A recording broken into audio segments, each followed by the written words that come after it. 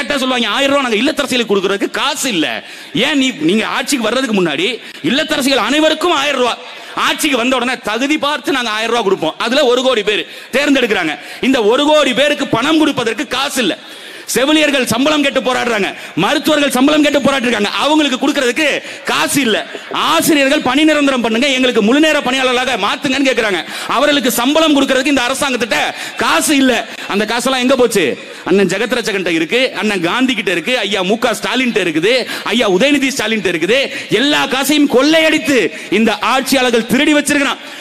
பல இதை முதலீடுகள் பண்ணி பல இடங்கள்ல இவர்கள் பதுக்கி வைத்து இப்படி சிறுக சிறுக இந்த மக்களை ஏமாற்றிக்கிட்டு வந்திருக்காங்க.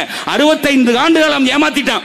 இன்னமும் இவர்களை நம்பி நீங்க இந்த மண்ணில் மாத்திடுவாங்க, ஐயா எடப்பாடி பழனிசாமி வந்துட்டா இந்த மாற்றத்தை கொண்டு வந்துருவாரு அப்படின்னு நினைக்கிறீங்க. மாற்றத்தை இவர்களால் கொண்டு வர முடியாது.